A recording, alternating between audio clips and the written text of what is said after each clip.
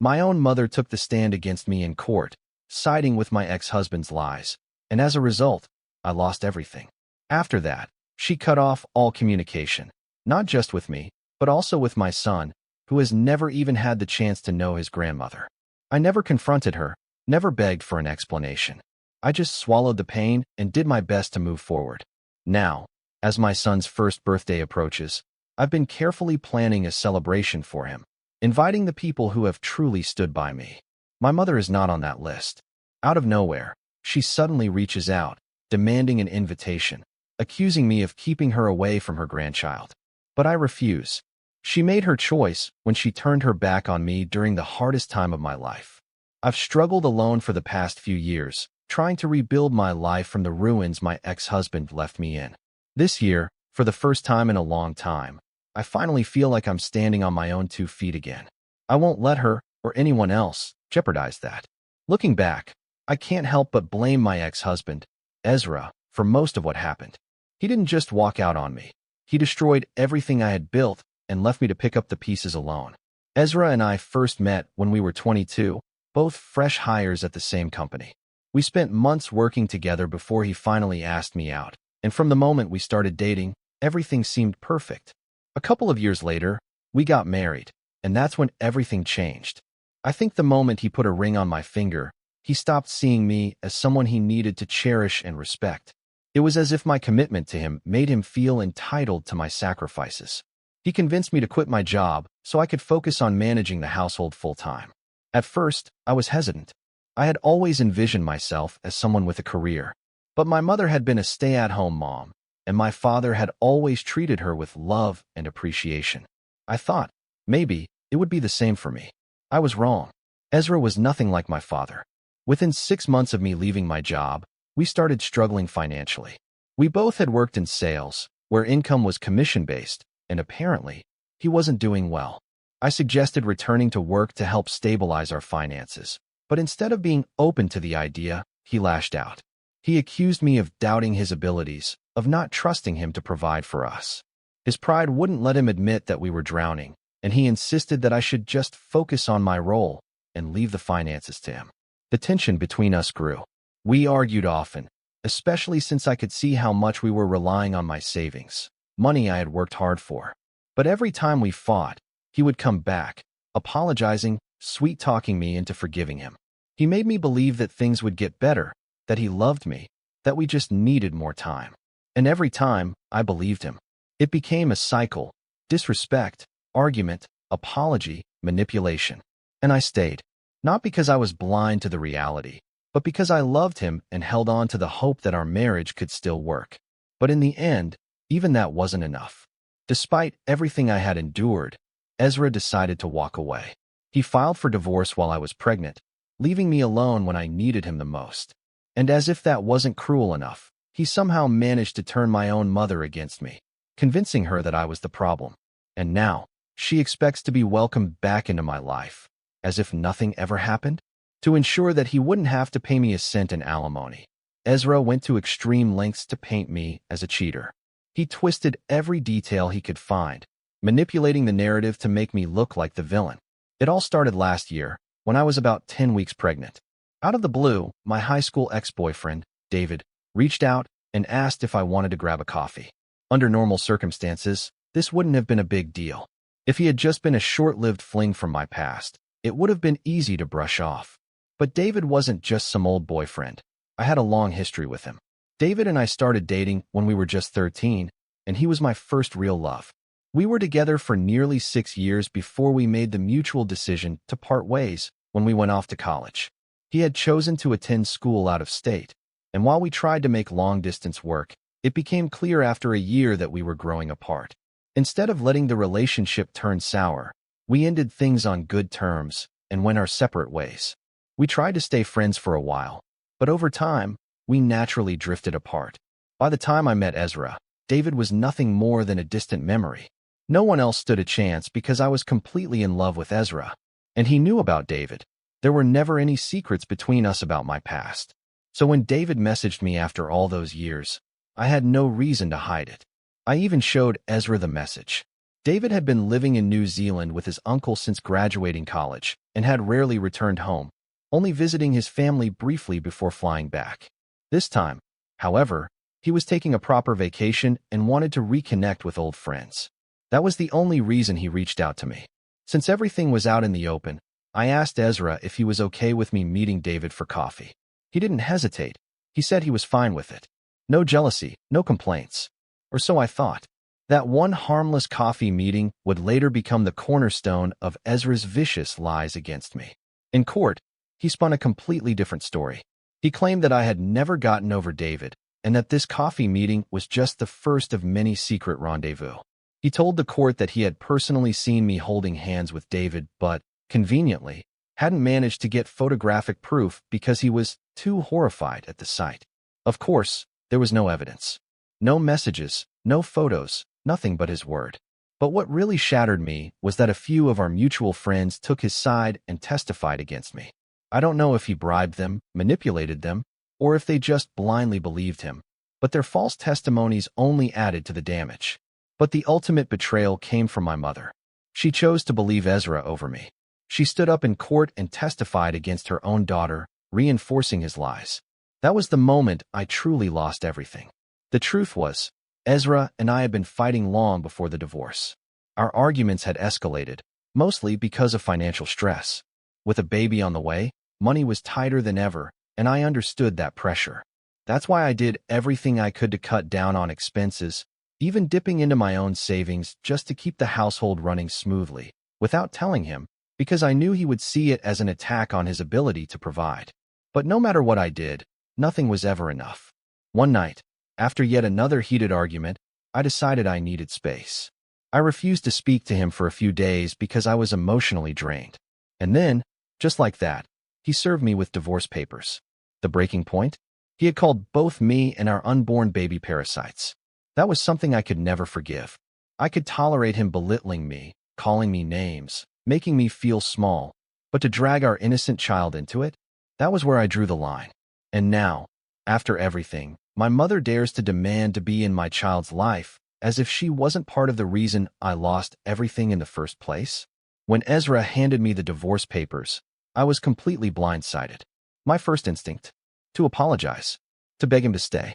Even after everything he had put me through, I still found myself pleading with him, desperately hoping he would reconsider.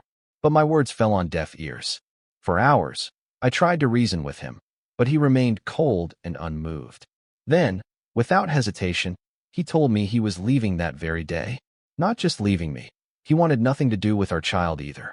And just like that, he packed his bags and walked out of our lives. It wasn't long before I received legal documents in the mail. He was seeking to terminate his parental rights. All I had to do was respond and attend the court hearing. That part seemed straightforward enough. But the custody battle was only half of the nightmare I was facing. The divorce itself was another beast entirely. With no money of my own and no idea where to start, I turned to a friend who worked at a law firm. She connected me with one of their best divorce attorneys and even covered the costs because she knew I couldn't afford it. I spent a week going back and forth, unsure of what to do. A part of me still clung to the idea of saving my marriage, but deep down, I knew better. The truth was, I had been unhappy for a long time. I had spent years convincing myself that if I just tried harder, if I just loved him more, things would get better. But they never did. And when I really thought about it, the only reason I had begged him to stay was because I was used to him. I had built my world around him, and the idea of being alone, especially while pregnant, terrified me. But I wasn't just thinking about myself anymore. I had a baby on the way, and I refused to let my child grow up in the middle of this toxic mess. So, I made my decision. I would go through with the divorce, but I wasn't going to walk away empty-handed. I had given up my career because Ezra insisted that I stay home. Now, he was the one filing for divorce, and he had a responsibility to make sure I could stand on my own 2 feet. I needed alimony to support myself until I could get back into the workforce. That's when things got ugly. Ezra refused to pay alimony and started twisting the truth to avoid it. He painted me as a gold-digging flirt who had been living off his money for 3 years. According to him, quitting my job was my decision, and I had simply expected him to foot the bill for everything while I did nothing. Then, as if that wasn't enough, he tried to rewrite history. He claimed that the baby had never been something he wanted, that I had gone ahead with the pregnancy against his wishes. Now, he insisted that I was only fighting for alimony as a way to get more money out of him after I had drained all his savings. That was a lie.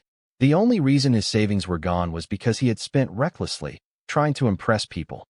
Meanwhile, I had drained my own savings just to keep us afloat because I knew I couldn't rely on him. But he didn't stop there. He dug up my one innocent coffee meeting with David and spun it into a full-blown affair. He told the court that he had personally caught us together, but had chosen to forgive me because he wanted to save our marriage. But now, he just couldn't do it anymore. It was complete fiction. Things escalated quickly. I brought in my friends to testify, telling the truth about what had really happened. Ezra, on the other hand, gathered his own group of so-called friends, people who had never even been involved in our relationship, and got them to completely assassinate my character. I even had David testify. He stood in court and confirmed that he had only been in town for a month and that we had only met once before he went back to New Zealand. But Ezra stuck to his lies, claiming we were both deceiving the court. And somehow, he even got to my mother. That was the final blow. When she took the stand, she said that it was entirely possible that I had been cheating with David. After all, she claimed, I had always had a soft spot for him. She swore that Ezra was a good man, that he would never do anything to hurt me, and that if there were two conflicting stories, then I was probably the one lying. That was the moment I realized I had truly lost everything. When the dust finally settled, I walked away from the entire ordeal with nothing. No alimony, no support from my own mother, and no sense of justice. Ezra managed to escape all his responsibilities by successfully terminating his parental rights, but honestly, I was relieved. I wouldn't have wanted someone like him to be in my son's life anyway. At least he was still required to pay child support, though the amount was laughably small. After the divorce was finalized, a month after my son was born, I didn't waste any time crying over spilled milk. I knew I was on my own, and I had no choice but to rebuild my life from scratch. The problem was, nobody wanted to hire a heavily pregnant woman, so during the entire divorce process, I had been relying on the kindness of my best friend. She had not only connected me with my lawyer, but had also let me live with her and covered all my expenses when I had nowhere else to go. Once my son was born, I hit the ground running. Within a month, I managed to land a job. It didn't pay much, and for the first few months, I couldn't afford to move out of my friend's house. But I kept pushing forward. I worked hard, saved every penny I could, and eventually moved into a tiny apartment of my own. It hasn't been easy. Every single day has been a struggle, balancing work, paying off debt, and raising my son. The guilt of leaving him with others while I work eats at me constantly, but I know it's something I have to do. To make up for all the sacrifices, I decided to splurge on his first birthday party. It's coming up in a week, and I want to make it special. I've already sent out invitations to my close friends, the family members who have actually supported me, and a few coworkers. It's a little expensive, but I just got a new job 2 months ago that pays significantly better. I'm already working on repaying my debts, so I figured I could afford to treat my son to a special day. And then, out of nowhere, my mother found out about the party. After months of silence, after she was the one who cut me off, she was the one who blocked me. She suddenly unblocked me on social media and reached out. But not to apologize, not to acknowledge the pain she had caused me. No, instead, she acted like nothing had happened and immediately started complaining. She was offended that she hadn't been invited.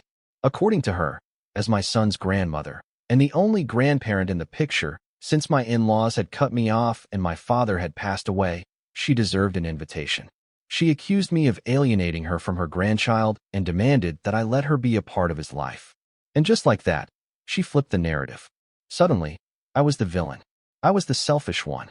I was the one acting like a narcissist for keeping her away from her grandson. I was stunned. The audacity of this woman. This was the same person who had stood in court and testified against me, her own daughter. The same person who had helped Ezra strip me of any financial support, forcing me into the hardest struggle of my life. She chose him over me. And now, she expected me to welcome her back with open arms? I still remember the last conversation we had before she blocked me. After her testimony, I confronted her. I begged her to explain why she would do something like that. And what did she say? That she wanted nothing to do with me or my fatherless son. That she owed me no explanation because, in her eyes, I was a cheater and I had failed her. And now, after all that, she suddenly wants to be in my son's life? I don't think so. I truly believe that she is the narcissistic and selfish one here. Not once did she acknowledge the pain she put me through. Not once did she offer a real apology. Instead, she jumped straight into making demands, acting as if she were entitled to my son's life. When I read her message, I saw red. I didn't hesitate. I fired back immediately. I told her in no uncertain terms that she would never be invited to any event in my life or my son's life, that she didn't deserve to be a part of our journey anymore. She had played a major role in our suffering over the past year, and since she couldn't fix what she had broken, she had no right to come back now, pretending to care. Then, I blocked her. I thought that was the end of it. I thought I had shut the door for good. But I underestimated just how persistent she could be. Instead of accepting my decision, she started reaching out to everyone around me. Friends, family members who had actually supported me, even a couple of old acquaintances from school. She was on a mission to get people to convince me to talk to her. The message she was spreading? That she was sorry. That she regretted how she had treated me. That she even felt bad about the entitled tone of the message she had sent me recently. That she just needed one chance to explain herself, so I could have all the facts before deciding whether I wanted her in my life or not. But here's the thing. I don't want to hear her out. I don't care about her so-called reasons. In my mind, there is no explanation that could ever justify what she did. She testified against me, her own daughter. She took the side of the man who abandoned me, threw me away, and left me to fend for myself while pregnant. She chose to turn her back on me when I needed her the most.